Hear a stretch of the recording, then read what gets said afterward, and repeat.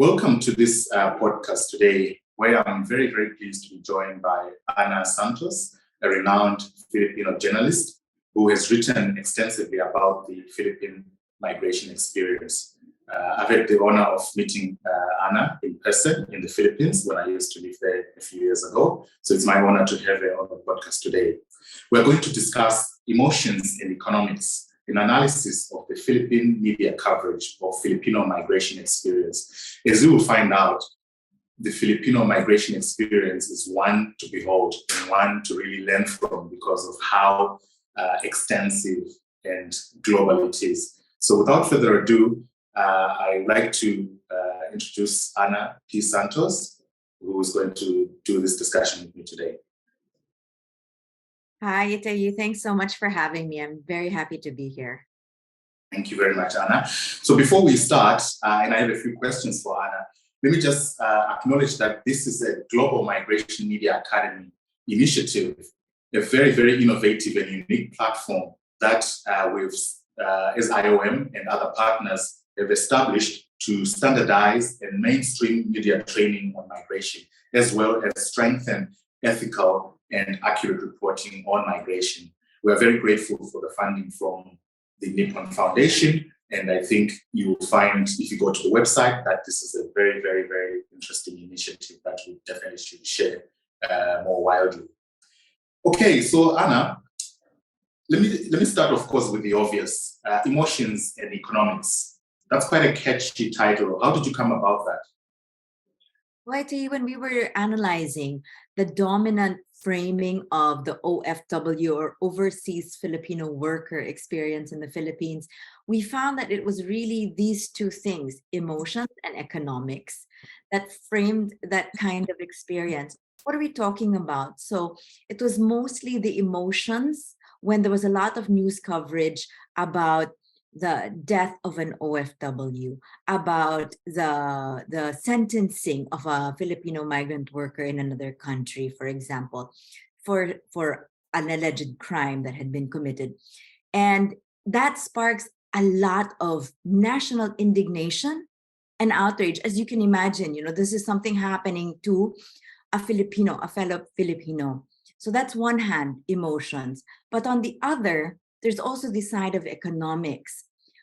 Filipino migrant workers, in terms of remittances, consistently contribute to the GDP of the Philippines. Last year, they contributed 36 billion US dollars. It's always been about a roughly 10% component of GDP, migrant worker remittances. So essentially, when we talk about emotions and economics, we're talking about the two sides of heroism, how Filipino migrant workers are framed, modern day hero. The two sides of this heroism is the savior, the economic savior that props up the Philippine economy, but also the martyr, the Filipino migrant worker who has to sacrifice and be away from his or her family for many years just to give them a better life. That's actually fantastic. I mean, it resonates with me. As I mentioned in my intro, I lived in the Philippines with my family, working there for over 3 years. And the place of the OFW, and it becomes quite a very catchy acronym, OFW, Overseas Filipino Workers. They have a place in society that's quite unlike I've seen anywhere else. I mean, I work for IOM, meaning that I travel around the world, I've been to many countries. But the place of the Filipino migrant and their contribution to the country is quite staggering. So my next question, I suppose, is related to that. Why is a report like this necessary, and what new insights has it revealed? I tell you, when you were saying that living in the Philippines, you see the importance and the role of the Filipino migrant worker in the country, that's because every Filipino family has a migrant worker among them, if not in their immediate family, in their extended family. It's impossible just to, not to have a Filipino migrant worker in among your relatives. And we saw that in the study. There about 12% of families have a migrant worker among them. So that's one on the obvious level. That's why reports like this are so necessary for something that is so much a part of not just economic policy, foreign policy, but also a part of our culture. This needs to be studied. And what we saw in our research was the interplay really of media reportage and government policy when it comes to migration. We talked about emotions and economics. Let me tell you how that frames migration policy. When we talk about the indignation and the outrage that the news report of the death of a Filipino worker comes across as, you automatically see the government responding with travel bans, with deployment bans. And, we have to analyze, does that really address the problem? Or is this just a knee-jerk reaction to this national outcry of outrage? On the side of economics, what about the shaping of long-term and short-term migration policy when it comes to economics? What we studied in the research was during the Arroyo administration, there was an actual target of deploying 1 million Filipinos. So you can see how migration becomes central also to government policy. And lastly, it's also about, for me as a media practitioner, it's a reckoning. We had to ask ourselves, in what way are we perhaps contributing and reinforcing these narratives of victimhood, of savior slash martyr when we write about the OFW migrant experience? That's a wonderful summation, Anna. I think that then brings me to a follow-up question. Do you think there's a better or maybe more coherent way of covering the Philippine migration experience? Again, as having the advantage of having lived and loved our life in the Philippines, and unfortunately, sometimes we have to move on if you look for the UN system. I'm sure we would have wanted to continue living there for a long time.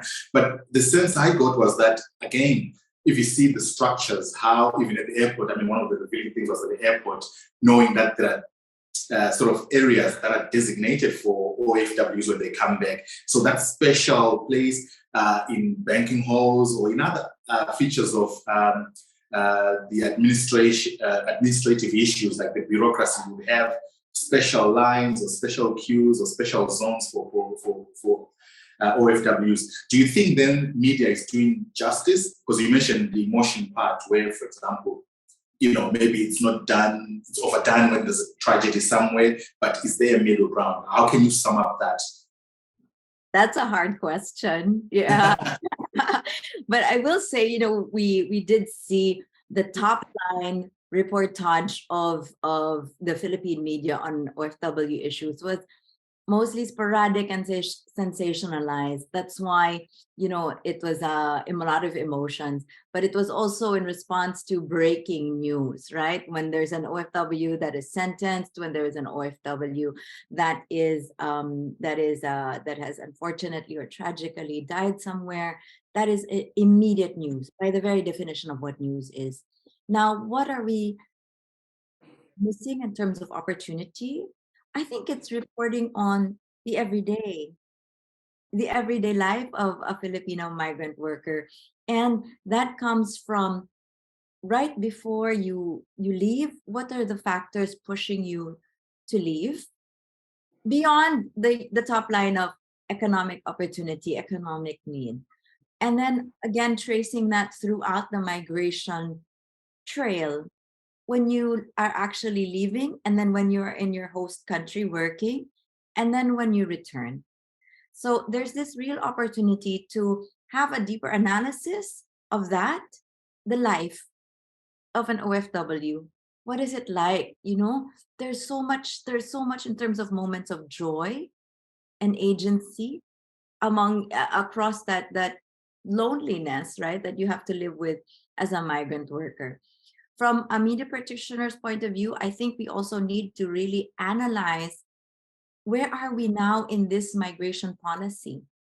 Migration policy in the Philippines, as you had noted, is like, it's state sanctioned, it's orderly. It's one of the most orderly ways that migrant workers are deployed abroad. And that's a function of the whole government coming together to facilitate it. Now, where are we in terms of that? It was supposed to be, migration was supposed to be a temporary measure because the government didn't have enough jobs domestically.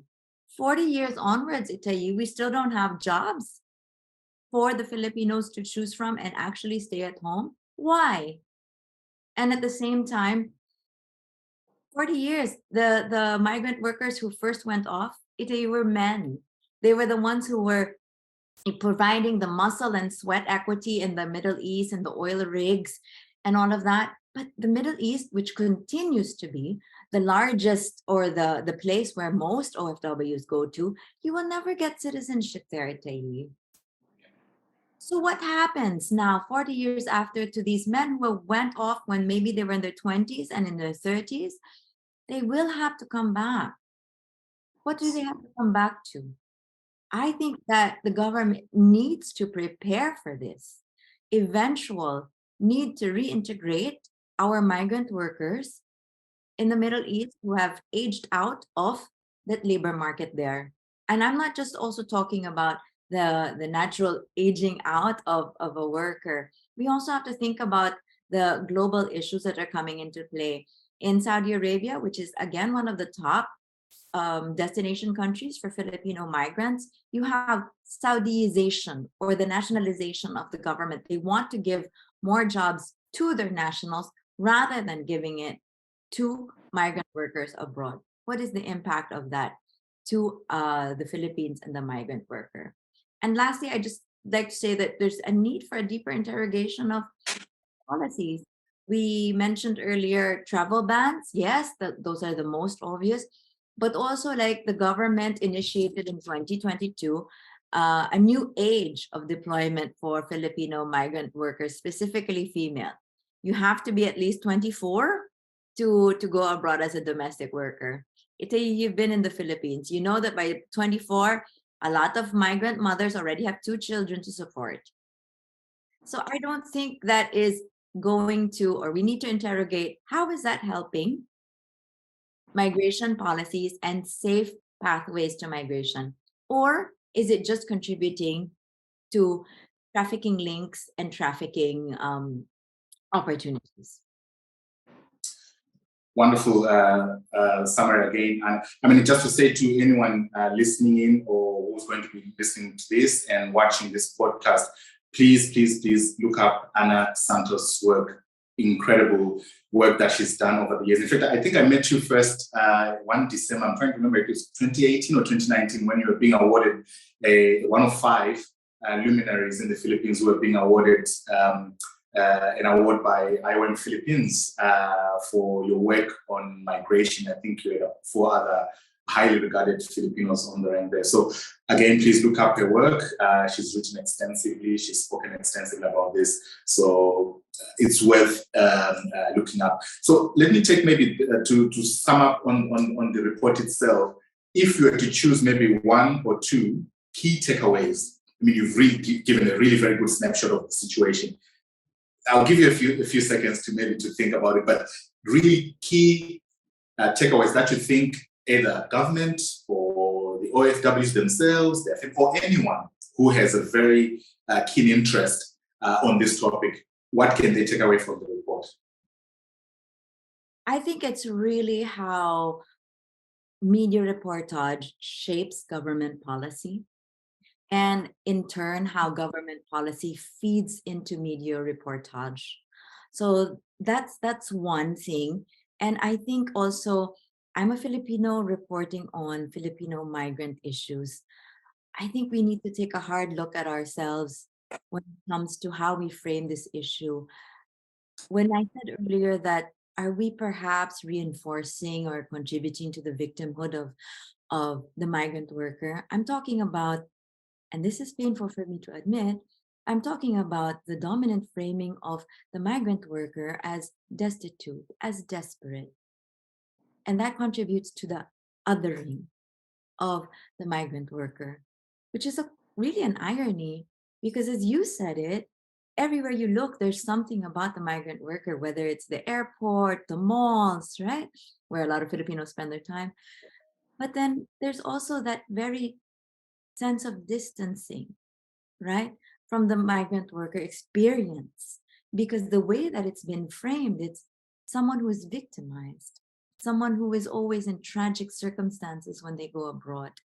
And I think that we have to take, as a media practitioner, as a researcher, and also as a Filipino, how we continue to look at the Filipino migrant worker as someone who is part of us and yet someone that we distance ourselves from. Wonderful. And actually, it brings me back to one headline figure that you just mentioned at the beginning, the 30, I think you said 36 billion contribution to the Filipino exchequer. That's an incredible amount. And in any case, it sort of signifies how, and I hate to put it in that term, the economic value of the OFW. But of course, as you have eloquently put it, it's not just the economic value. And once you boil it down just to be economic value, then we have a problem. So again, thank you for that summation. Now, let me put you on the spot. Obviously, we cannot do a podcast like this and I don't put you on the spot. As a renowned Filipino journalist, and I've mentioned, that I followed your work ever since I met you, and I encourage everyone else to do so. How do you think the Philippine media covers, or journalists specifically, let's not say media, but maybe journalists individually or as part of obviously organizations they work for, do you think they cover migration and OFWs fairly? And I bring this up deliberately. I know you've already answered part of the question, but your own perspective, without maybe putting yourself in any danger. That's a really tough question.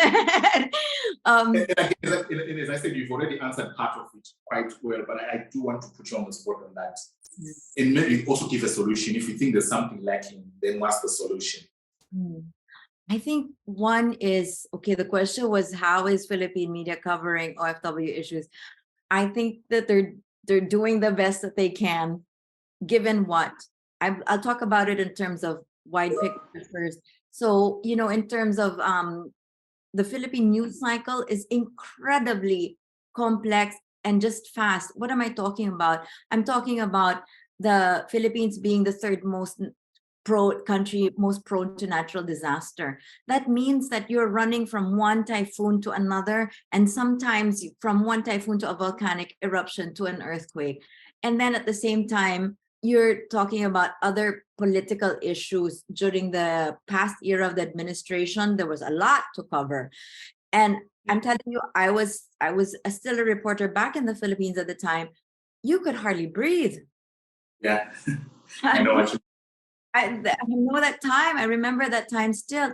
And, we still have to report under extreme circumstances of dwindling media budgets, dwindling newsroom personnel, and at the same time, the other issues that come together. This is not to excuse or like give an excuse for what coverage we have, but I think it needs to be first couched into that context. Secondly, I think that the Filipino reporters are reporting from the Philippines. So where do you have access to workers? You have access to workers when they return or right before they leave. And that means, and I'm telling you, it's so difficult to interview an OFW before they leave.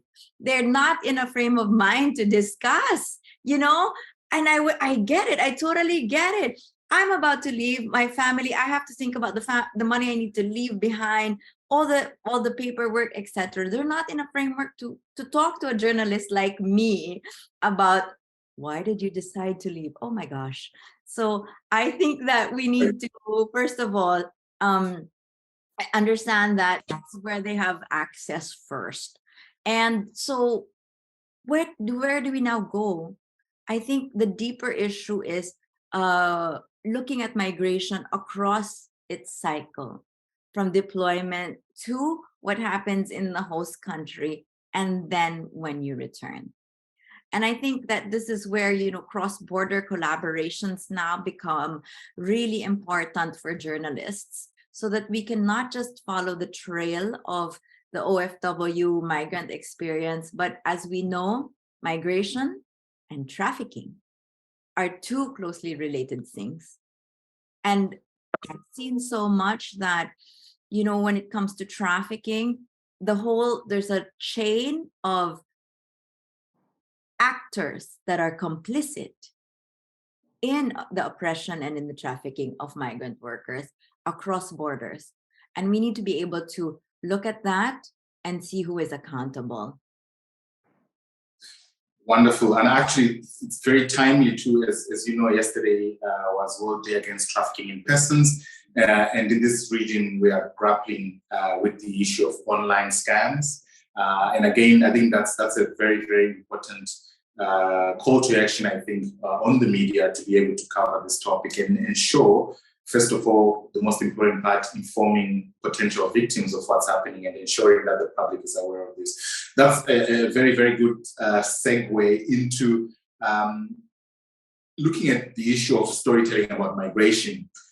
Do you think there's a way that IOM, for example, and especially the Global Migration Media Academy, can actually help deepen, strengthen the coverage of migration? What's your opinion on that? Oh, definitely. I've been fortunate to be at one GMMA training, and I really think that there's so much to talk about and also to think about when it comes to framing of migration. And we started with training young journalists. So I really like that at the onset, we not just frame reportage as news where it happens in your country, but also looking at its impact across different parts of the world. What am I talking about? Currently in Europe, there's an aggressive move to recruit talent from all over the world. Europe, to maintain its economic dominance as a powerhouse, needs people. Yeah. Right? And where are they getting it? Not with their aging population, not with their declining birth rate. So they are aggressively recruiting talent from all over the world. How do we look at that across a migration path? We shouldn't just look at it as, okay, more Filipinos will now be going to Europe. Yes, but this is an opportunity for a lot of, as you said, scammers, for a lot of traffickers. And also, I would like to point out a lot of European corporations whose supply chain may be littered with forced labor and with trafficking. And that's where we need to look at this whole chain, right? In terms of not just point A to point B, but the cycle and the circle of migration, and where opportunities for trafficking lie, and where also we can make things better for migrant workers. Wonderful. Okay, so you've, as I said, you've written extensively for years on the migration experience. I would like to maybe find out more, and I suppose this is a question that will probably get asked quite a few times, so bear with me for asking it again. What stands out the most for you as a journalist, as a Filipino female journalist, who's also a migrant? I mean, right now, I think you are in Europe, right? Yes. Tell me more about that, because I think, again, I find it fascinating. And I speak as also someone who left my home country of Zimbabwe to work as a journalist in Ireland, very young, very fish out of water sort of scenario. What has been your most outstanding experience? Well, I live in Berlin now, and I've been living here for over a year. And I realized that I've lived in other parts of the world, but this is my first time to live in a non-English speaking country.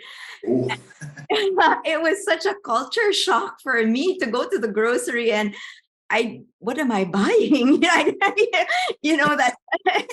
kind of thing, right? But yes, on the top line, I said, wow, I am living as an adult now, the migration and the migrant life that I would previously write about. And I feel so much. Two things, Itayi, that came to my mind when you asked me that question. First of all, the anxiety of being a migrant. And, in the little things, from what I told you, not knowing what I'm buying at the grocery, from getting nervous to when I get notifications from the German government about my visa, which are in German. And oh my gosh, what does this mean? Just the anxiety of those little things are little reminders that I'm not from here. This is Yes, this is you do not get reminders. right. And then secondly, I think it's also what I was thinking about was, wow, I feel this anxiety as a worker who has, has been able to access a legal and safe pathway to be here. Yeah. There are thousands of more like me who don't have that access and are living as undocumented migrants. So it's accentuated for me the invisibility and the precarity of life as an undocumented migrant or someone who is a refugee or an asylum seeker. So that has really deepened the experience for me. That's one, as a migrant. I think you also asked me what it's like, as a female journalist. And I will always say this, and I'm never tired of saying this. The thing that left the reportage that left the most imprint on me was when I was reporting on Filipino migrant mothers who leave their children behind to take on jobs as nannies and domestic workers and take care of other people's children. Itayi, when I was doing that story, I had in my head, a list of questions. The top was, oh my God, how do they say goodbye to their children? And I thought, I'm going to shoot something at the airport. I have to capture an airport scene. And I realize now that the arrogance of myself as a young journalist and the naivete, and in asking that question, how do Filipino migrant mothers say goodbye to their children? I tell you, they don't. Yeah, no, it is the part of migration that perhaps, I mean, you do see human interest stories that cover that aspect, years and years without seeing families or families apart. And maybe sometimes it doesn't get enough resonance when it's covered. But again, thanks to journalists like you, and I'm actually looking forward to reading more of your work now with your experiences of living abroad, as you've just articulated now. It is an important part of telling the story. And sometimes, not that it's necessary, but telling the story from our own perspectives, our own lived experiences. We had a nice laugh, right, when you mentioned going into a supermarket, not knowing what it is that you're buying, but it's actually quite nerve-wracking, Yes. sometimes. So thank you for sharing that.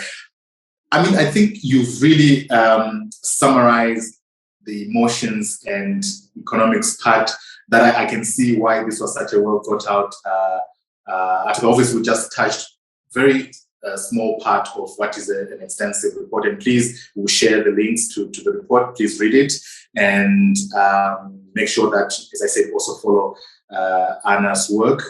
It's quite illuminating.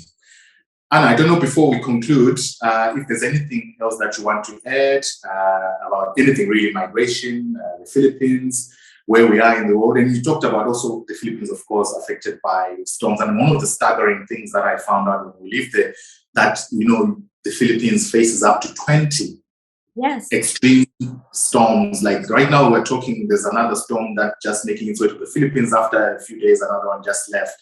So it's incredible, a wonderful, beautiful country, wonderful people, but also afflicted by all these natural hazards.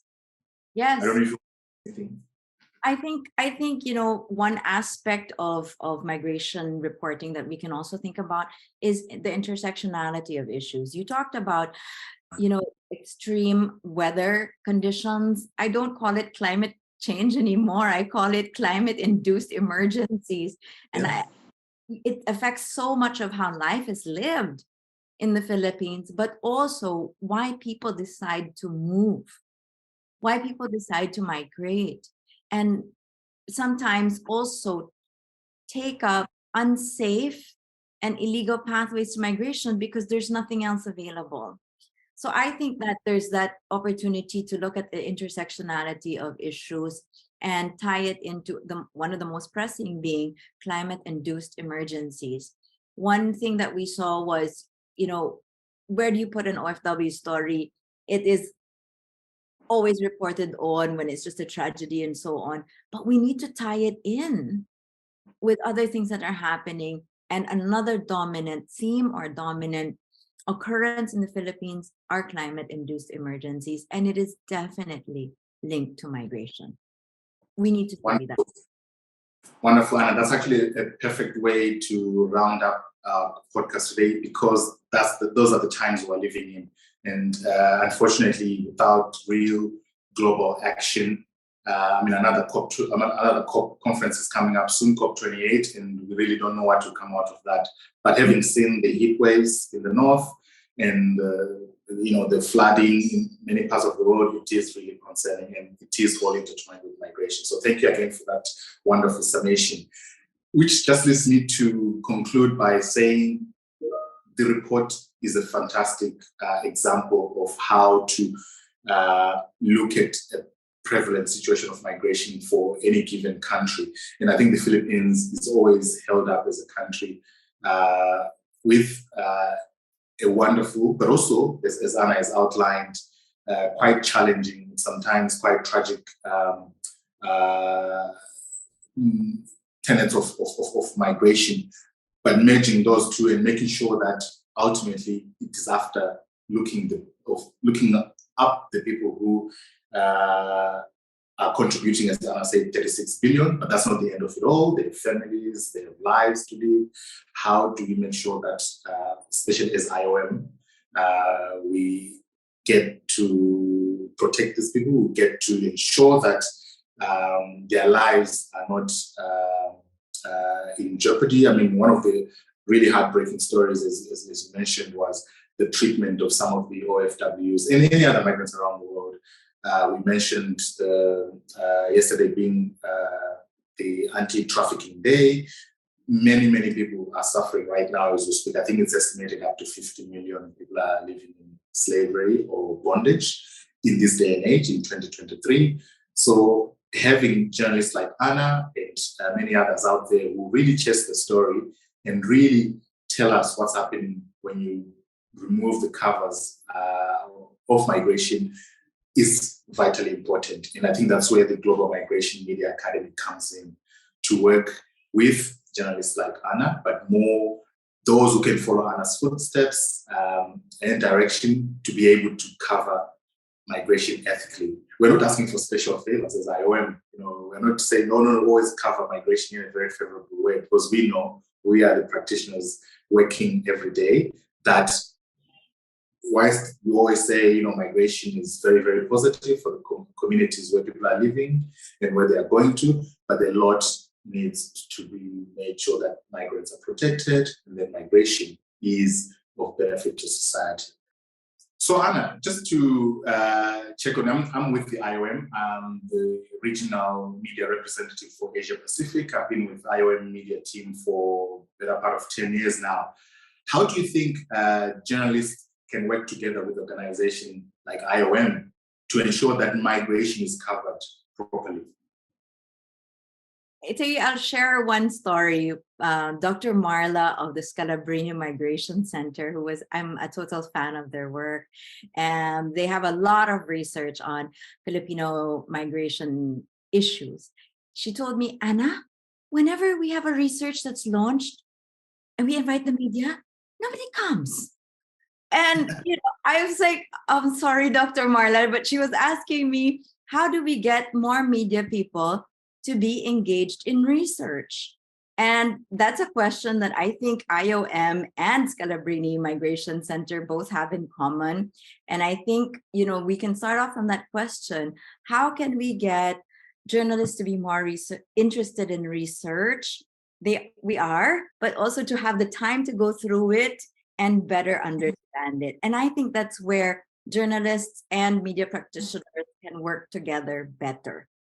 The research institutions like IOM and Scalabrini Migration Center, for example, have access to analysis, have access to in-depth research, while media has the power of storytelling and has the platform. It's actually such a great mix when you think about how the two can come and work together to deepen the understanding of issues, but also to surface new ones. And I think basically also for journalism to survive, amidst artificial intelligence and amidst things that are hitting media on all ends, we have to think about how we can work with others as co-story creators to come up with better stories and deeper analysis. Absolutely, I couldn't put it any better myself. Well, that's certainly a call to action on our part, and I think we are always on the lookout for collaborations. In fact, one of the good things in recent years has been IOM actually reaching out to renowned journalists like yourself to actually do a bit of long form journalism, really with good images and videos. So I think it's certainly something that we should be doing more of, and I'm hoping actually quite soon, I think IOM will be embarking on that, in that direction, seeing what is happening with other UN agencies. So thank you very much for that. Okay, so in that regard, I think this has been a really very interesting analysis, and I suppose going back to the report itself, which is why we're talking today, emotions and economics. Please read it. I think the details will be shared on screen, but take time to read it. Again, I reiterate, follow Anna Santos. I don't know now, Anna, whether with all the changes with the social media platforms, whether you're on X or any of these platforms, but it'd be lovely to share your contact details so that as many people who listen to this podcast can follow you, because I think it will be worth their while. Thank you. I'd be happy to do that. I actually don't know anymore what is. Twitter is now X.